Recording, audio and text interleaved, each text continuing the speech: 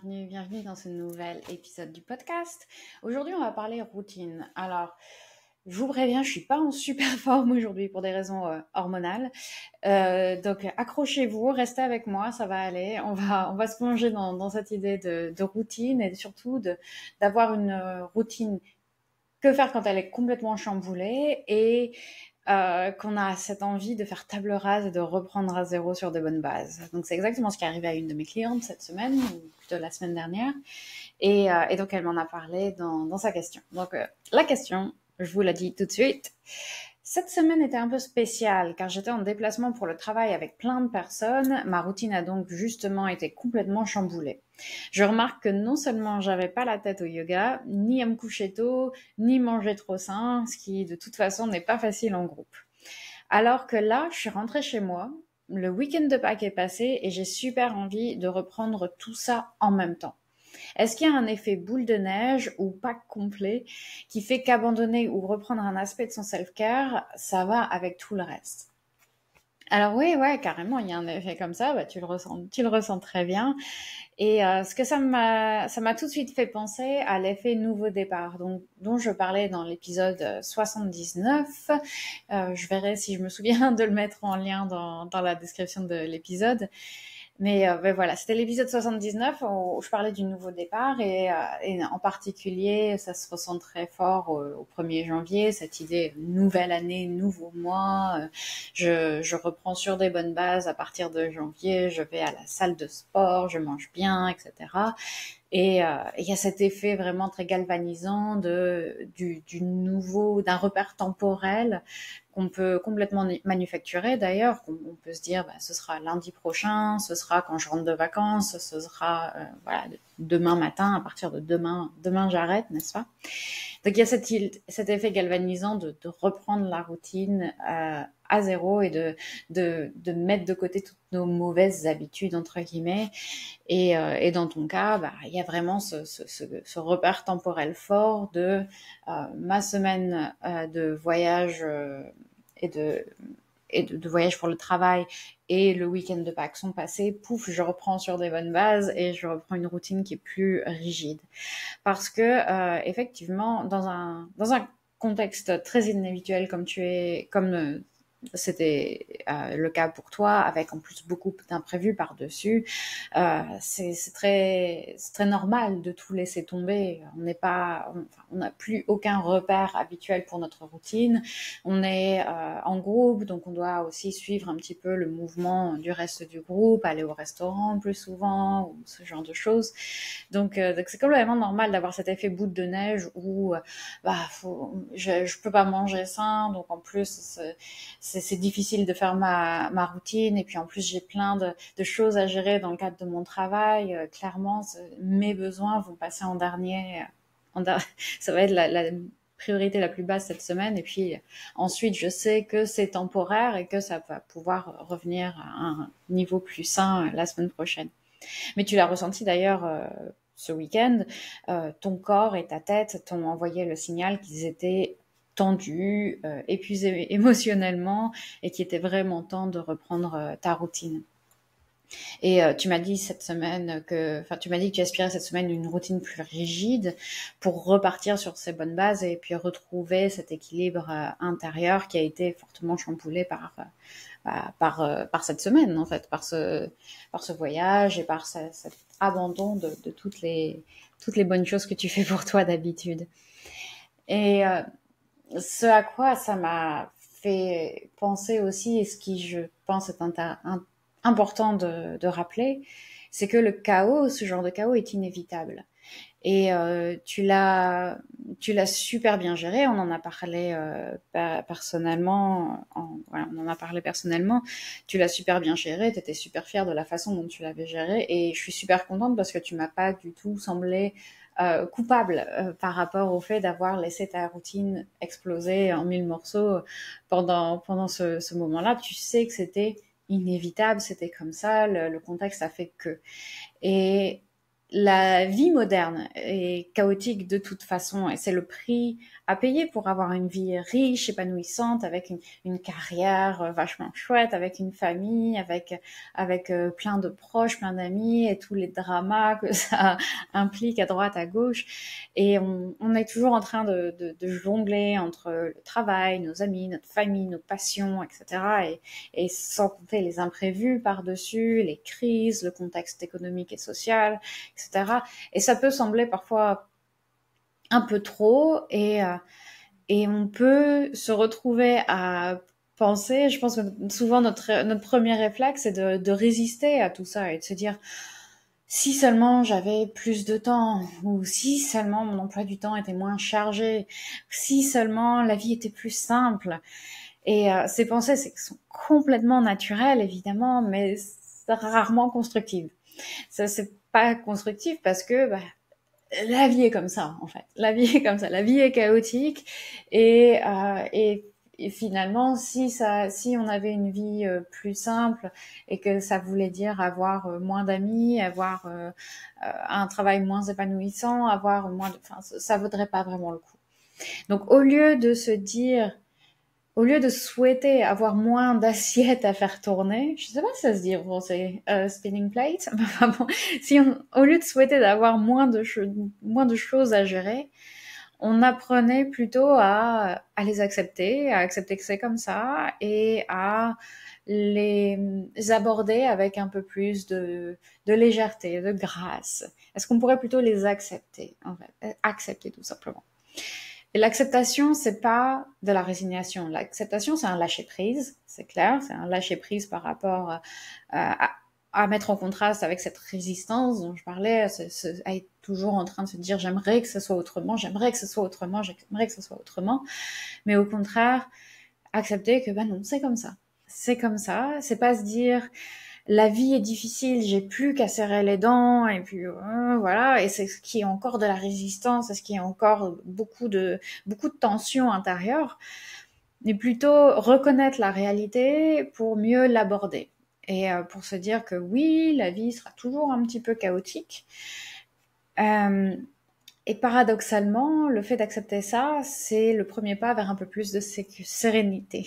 J'allais dire sécurité, c'est un petit lapsus, mais de sérénité en fait.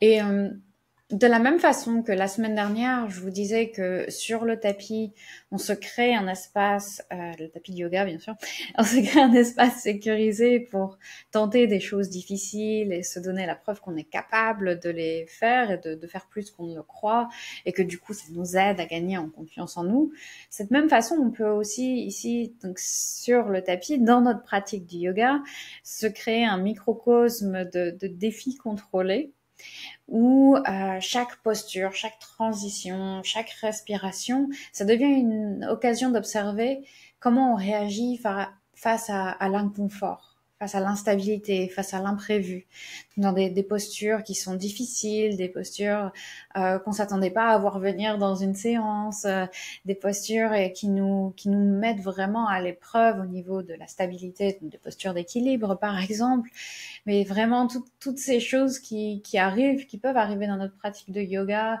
et qui ne sont pas faciles.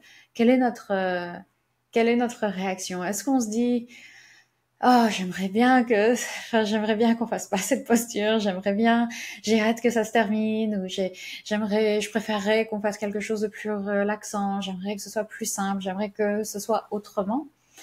Et est-ce qu'on peut, à la place, dire, je suis le flot, je surfe sur la vague et c'est comme ça, ma pratique est comme ça et j'apprends dans ce microcosme encore une fois très où rien n'a d'importance finalement parce qu'on est sur ce tapis de yoga et c'est juste une pratique de yoga, c'est juste une séance, c'est juste des mouvements, c'est juste voilà. Dans cet espace où rien n'a d'importance, où rien ne se joue, on peut s'entraîner à être un peu plus relax, à accepter et à laisser les choses couler. Et c'est beau le yoga pour ça. c'est un bon petit terrain de jeu pour apprendre ensuite à transposer ça dans la vie de tous les jours et être un petit peu plus détendu face aux imprévus, au chaos de la vie. C'est mon chat qui vient d'éternuer. Et, euh, et ma cliente d'ailleurs qui m'a posé cette question, et c'est peut-être aussi pour ça, elle est experte en ça. C'est peut-être aussi pour ça qu'elle gère ça aussi bien. C'est qu'elle est experte en ça parce qu'elle arrive depuis pas mal d'années maintenant à faire des mini-séances très régulières pour s'offrir un espace où elle développe ces outils précieux. Et au lieu de faire voilà une séance de yoga tous les X semaines, X mois, elle en fait un petit peu tous les jours, un petit peu souvent. Et c'est 100% ma philosophie. Et je vois, enfin, je peux constater avec plein d'étoiles dans les yeux à quel point ça fonctionne pour elle et à quel point ça lui donne ce genre de, de stabilité et de flexibilité par rapport au chaos de la vie parce qu'elle a une vie super remplie et elle le gère merveilleusement bien. Euh, donc voilà, donc elle arrive à développer ces outils de la respiration consciente, de ces micro-pauses. Elle prend des micro-pauses un peu pleine conscience dans sa journée pour réguler ses émotions. Elle arrive voilà, elle travaille sa concentration, elle travaille sa respiration, sa souplesse physique aussi, parce que l'air de rien, la souplesse physique reflète aussi notre adaptabilité mentale. Donc, être souple physiquement et être bien dans son corps, pour moi, c'est fondamental parce que je le dis et c'est vraiment un de mes combats principaux, c'est qu'on ne peut pas être bien dans sa tête si on n'est pas bien dans son corps et inversement. Les deux, la santé physique et la santé mentale, sont intimement liées, intimement liées. Donc très important, très très important de d'avoir cette routine bien établie pour que ces moments de vie chaotiques où bah, tout part en vrille, on arrive à bien les gérer et à revenir fluidement dans notre routine ensuite. Et voilà. Et donc cette routine devient un refuge un peu dans un monde qui est tellement imprévisible et on l'a vu notamment ces derniers mois avec le contexte global. Avoir une routine bien établie, c'est un refuge, c'est un sanctuaire, c'est un endroit où les choses sont, oui, sont prévisibles, où on sait on est en sécurité, et on prend du temps pour soi et on prend ce moment pour se dire que notre bien-être et remplir notre arrosoir, tout ça, c'est la priorité. Et c'est ce qui nous permet ensuite d'aborder le reste de notre existence avec un peu plus de sérénité. Et cette routine, elle n'a pas besoin d'être longue ou complexe. Euh, voilà, comme je le dis toujours, un petit peu souvent, ça, ça a un impact incommensurable. Et cette constance dans le chaos et ça se trouver cette sérénité dans le chaos, ça devient un peu notre super pouvoir en sachant que tous les jours, même pour 5 minutes, on va retrouver son tapis, on va retrouver sa respiration, on va se créer ce point d'ancrage solide dans notre journée. Et de là, donc, comme je disais, pouvoir ensuite utiliser ces outils dans la vie quotidienne. Quand on a une réunion stressante, on sait qu'on peut respirer profondément, on peut utiliser toutes les techniques de respiration qu'on a apprises dans nos séances pour s'ancrer, pour se calmer, se réguler.